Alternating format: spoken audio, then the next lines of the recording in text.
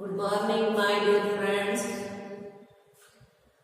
In last period, we learned about direct and indirect speech and interrogative sentences. Today we learn imperative sentences. આજે આપણે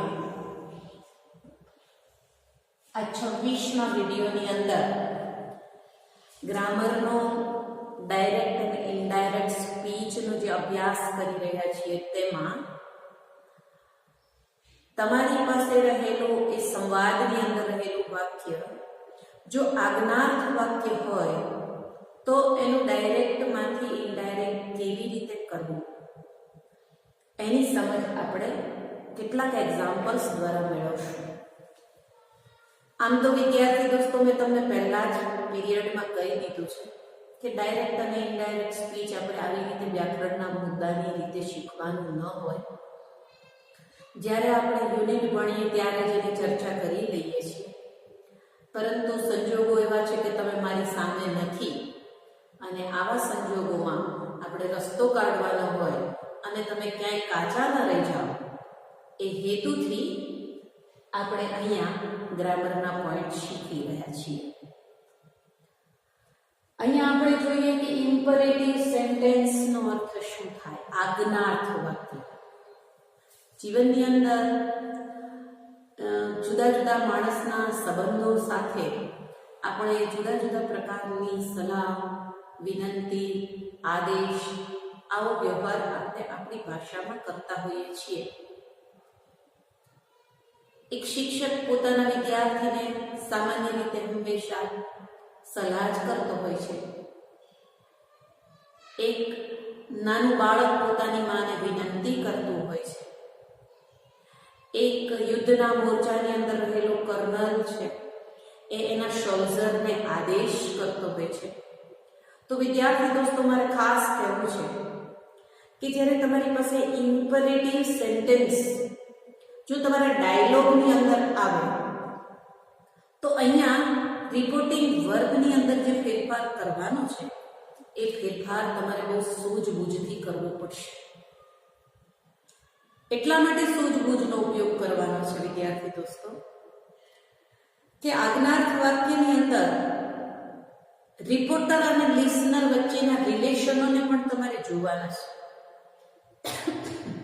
અને બીજું એ પણ જોવાનું છે કે ડાયરેક્ટ સ્પીચનું વાક્ય કેવા પ્રકારનું એટલે કે કેવા ભાવવાળું છે. એ ભાવને વાંચ્યા પછી વિદ્યાર્થી દોસ્તો તમે એનું ઇનડાયરેક્ટ કરી શકશો. એટલે જ્યારે તમારી પાસે એક ડાયલોગ આવે છે અને એમાં જુદા જુદા 4 પ્રકારના વાક્યો આવે છે ત્યારે વિદ્યાર્થી દોસ્તો ખાસ કહીશ કે એ વાક્યોને બરાબર સમજવા. મેં તમને પહેલા પણ કહી દીધું છે કે સૂઝબૂઝ વગર ડાયરેક્ટમાંથી ઇનડાયરેક્ટ નહીં થાય. એટલે વિદ્યાર્થી દોસ્તો જ્યારે તમારી પાસે એક સંવાદ આવે છે ત્યારે સંવાદને ડાયરેક્ટમાંથી ઇનડાયરેક્ટ કરવો હોય તો ડાયરેક્ટ સ્પીચના વાક્યને સમજવું બહુ જરૂરી છે. અને રિપોર્ટર અને લિસનર એ બંને વચ્ચેના રિલેશનોને પણ જાણવા એટલા જ જરૂરી છે.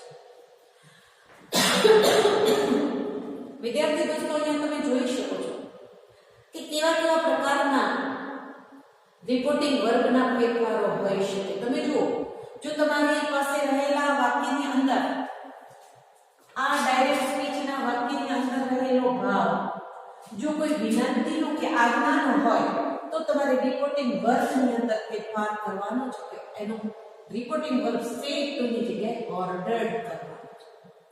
જો એ વિનંતી હોય તો તમારે રિક્વેસ્ટ એડ કરવાનું છે.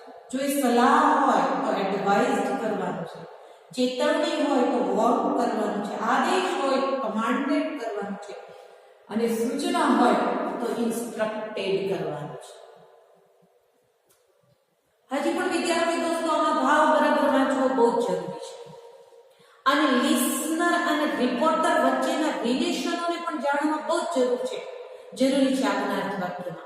નહીં તો આમ જુઓ તો ડાયરેક્ટમાંથી ઇનડાયરેક્ટ કરતી વખતે એ વાક્ય બહુ સહેલું છે, તે ખાસ એમાં અઘરું નથી. આજ્ઞાર્થ વાક્યને જ્યારે તમારે ડાયરેક્ટમાંથી ઇનડાયરેક્ટમાં ફેરવવું હોય ત્યારે એ ઘણું સહેલું છે. તો વિદ્યાર્થી દોસ્તો, આજે મેં તમારા માટે 6 એક્ઝામ્પલ લખીને રાખ્યા છે. એ 6 વાક્યોનો તમે બરાબર અભ્યાસ કરજો અને પછી જો તમને કોઈ મુશ્કેલી જણાય તો તમે મને અવશ્ય ફોન કરજો. ફરીને હું કહીશ વિદ્યાર્થી દોસ્તો કે આજ્ઞાર્થ વાક્યની અંદર ડાયરેક્ટ સ્પીચના ભાવને સમજવો બહુ જ જરૂરી છે અને રિપોર્ટર અને લિસનર વચ્ચેના રિલેશનને જાણવું બહુ જરૂરી છે. આ બરાબર જાણજો. ચાલો પહેલા વાક્યમાં આપણે ઇનડાયરેક્ટ કરીએ અને બરાબર સમજીએ વિદ્યાર્થી દોસ્તો. અહીંયા થોડીક સ્પેસનો અભાવ છે એટલે આખું ઇનડાયરેક્ટ લખતી નથી, આટલું જ લખું છું. તમે એને સમજી જશો કે આ ઇનડાયરેક્ટ સ્પીચનું વાક્ય છે, કારણ કે આપણે આ પહેલા પણ ઘણા બધા વાક્યો કરી ચૂક્યા છે એટલે તમે આને ઇનડાયરેક્ટ સમજો. ચાલો હવે આપણે વાક્ય જોઈએ. અહીંયા રિપોર્ટિંગ વર્બનો પહેલો ફેરફાર, અહીંયા બીજો ફેરફાર સંયોજક, ત્રીજો ફેરફાર સર્વનામ અને કાળનો કોઈ ફેરફાર કરવાનો નથી. તો વેરી ઈઝી થઈ. હવે અહીંયા બરાબર જોઈ શકો છો વિદ્યાર્થી દોસ્તો તમે કે પહેલા વાક્યની અંદર પરેશ સર અને આ છે સ્ટુડન્ટ વિદ્યાર્થી. બરાબર, શિક્ષક અને વિદ્યાર્થી. શિક્ષક અને વિદ્યાર્થી વચ્ચે સામાન્ય રીતે તો વિદ્યાર્થી દોસ્તો સૂચન હોય, સલાહ હોય, આવી જ વાત હોય છે. એટલે હવે વાક્યને આપણે ડાયરેક્ટમાંથી ઇનડાયરેક્ટ કરવું હોય તો કોઈ મુશ્કેલી નથી વિદ્યાર્થી દોસ્તો. આપણે સ્ટેપ તો જાણીને જ યાદ રાખવાના છે કે સૌથી પહેલો ફેરફાર કરવાનો છે રિપોર્ટિંગ પર, ત્યાર પછી સંયોજક, ત્યાર પછી સર્વનામ. આ ફેરફારો તો આપણે કરવાના છે અને નિશ્ચિત શબ્દોમાં જે થતો હોય ફેરફાર તે ફેરફાર આપણે અવશ્ય કરવાનો છે. તો પહેલું વાક્ય આપણે ઇનડાયરેક્ટ સ્પીચમાં ફેરવીએ છીએ વિદ્યાર્થી દોસ્તો. તમે બરાબર જોજો અને પછી એને સમજવાનો પ્રયત્ન કરજો.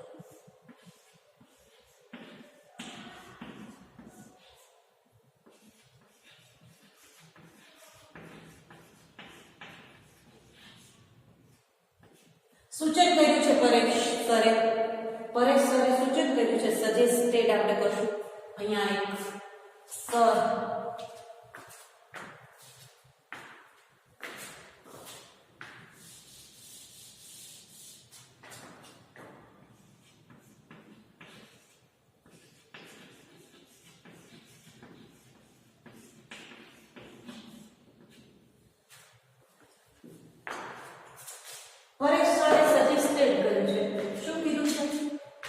કોને?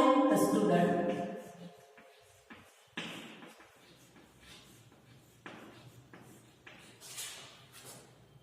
હવે વિદ્યાર્થી દોસ્તો આપણે સંયોજક તરીકે ટુનો ઉપયોગ કરવાનો છે. ચાલો, યોર એટલે કોણ? સ્ટુડન્ટ. અને સ્ટુડન્ટ એટલે હી પણ હોઈ શકે અને હીઝ પણ હોઈ શકે. આપણે હીઝ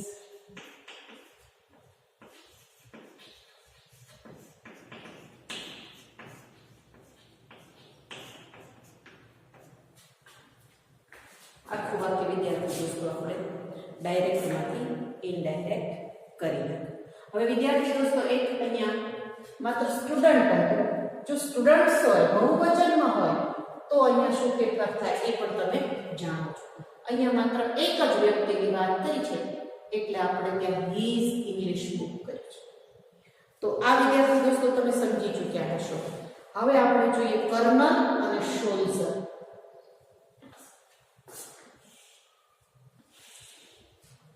સૈનિક અને કર્નલ બંને વચ્ચેની આ વાત છે એટલે બરાબર જોજો, કારણ કે કર્નલ હંમેશા સોલ્જરને શું કરે છે? આદેશ જ આપે છે. અહીંયા આપણી પાસે છે ને આદેશ, કમાન્ડેડ છે ને. તો વિદ્યાર્થી દોસ્તો આપણે એને ઇનડાયરેક્ટ સ્પીચમાં ફેરવીએ છીએ. બરાબર એનો અભ્યાસ કરજો. હું અહીંયા આખો ઇનડાયરેક્ટ સમય એવું નથી એટલે આ લખું છું વિદ્યાર્થી દોસ્તો, તમે એને સમજી લેજો.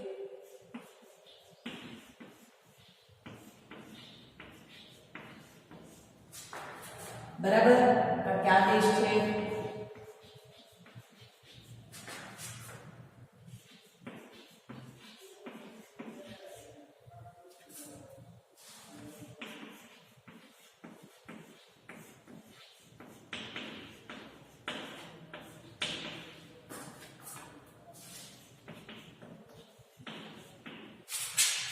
બહુ સહેલું છે વિદ્યાર્થી દોસ્તો, કોઈ કઠિનાઈ તમને થાય એવું છે જ નહીં વિદ્યાર્થી દોસ્તો. બરાબર જોજો, આ ફાધર અને મી વચ્ચેના સંબંધો છે, એટલે સંતાન વચ્ચેના અને પિતા વચ્ચેના એ સંબંધો છે, આપણે સમજી લેવાનું. તો પિતા હંમેશા પોતાના બાળકોને સલાહ જ આપતા હોય છે, એટલે આપણે જોઈએ ફાધર અને મી એટલે બાળક.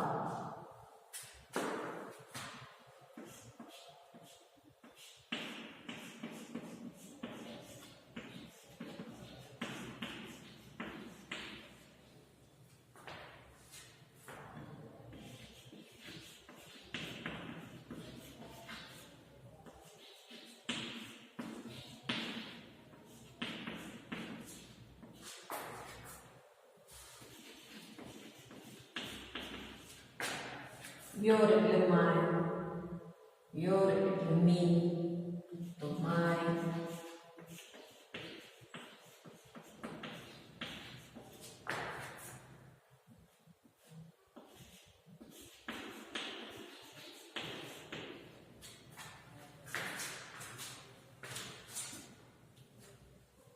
બરાબર વિદ્યાર્થી દોસ્તો, તમારા માટે જે વાક્ય મૂકું છું એનો બરાબર અભ્યાસ કરો, બરાબર અભ્યાસ કરજો. જો તમે બધા જ વાક્યની અંદર તમે નોટિસ કરતા છો, આ ક્રિયાપદથી ટુ, બધી જગ્યાએ ટુ થી એ વાક્ય જોડાય છે. ટુ ઓપન, ટુ ફાયર, એની નોંધ તમે અવશ્ય લેજો, અવશ્ય તમે એની નોંધ લેતા હશો.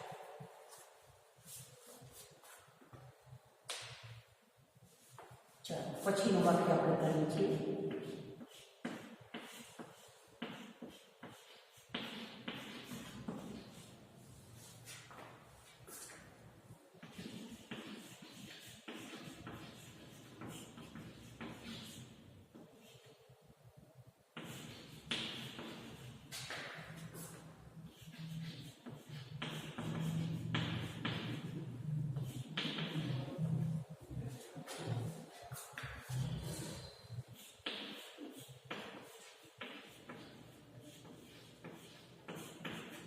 નામ આપણે કરશું મેન,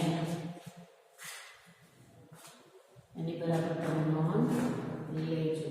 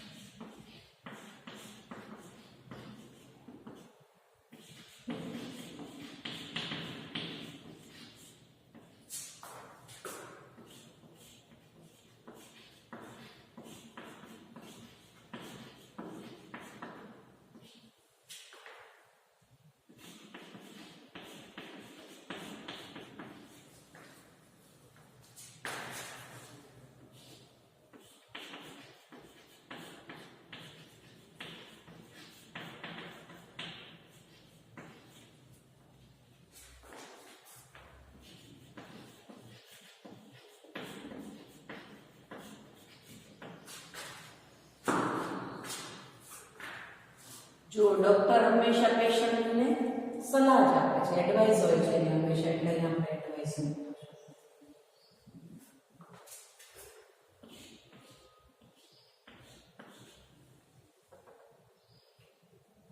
સીમા એના મિત્રને કહે છે કે don't behave રૂડલી to your parents, એટલે એ એડવાઇસ આપે છે, સલાહ આપે છે, રિક્વેસ્ટ કરે છે, વિનંતી કરે છે.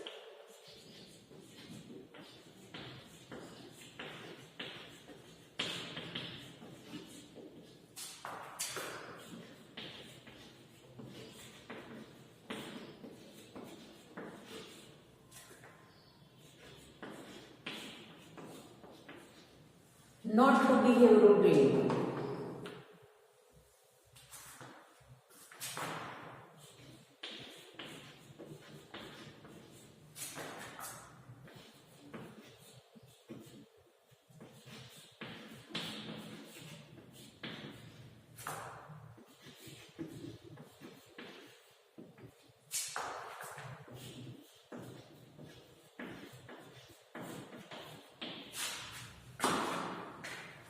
વિદ્યાર્થી દોસ્તો, અહીં તમે જોઈ શકો છો કે આપણે જુદા જુદા આજ્ઞાર્થ વાક્યો, આ બધા આજ્ઞાર્થ વાક્યો.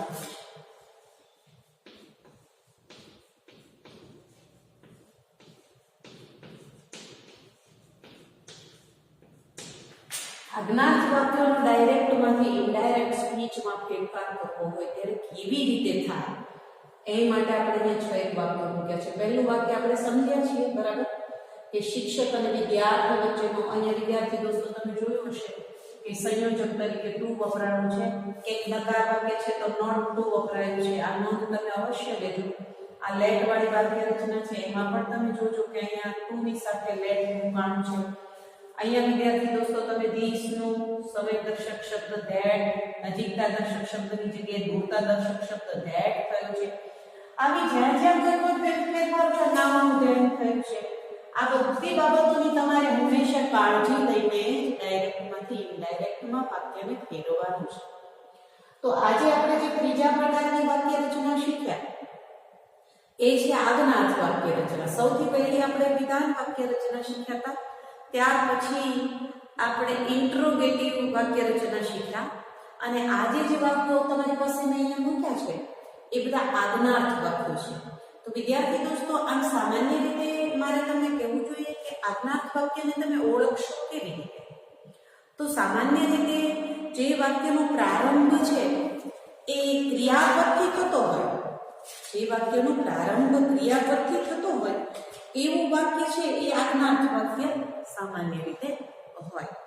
અથવા તો જે વાક્યનો પ્રારંભિક શબ્દ પ્લીઝ, કાઇન્ડલી આવો જો શબ્દ હોય તો પણ વિદ્યાર્થી દોસ્તો એ વાક્ય આજ્ઞાર્થ હશે.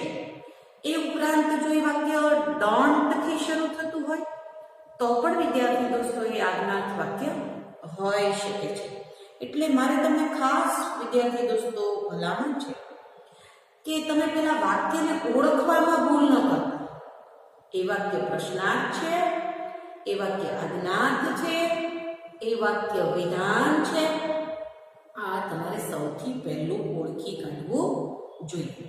હવે બીજું કામ એ કરવાનું છે કે ડાયરેક્ટ સ્પીચના વાક્યનો ભાવ બરાબર તમારે નોટિસ કરવાનો અને એ પ્રમાણે રિપોર્ટિંગ વર્ગમાં અહીંયા જે મૂકેલા છે એવા ફેરફારો કરવાના.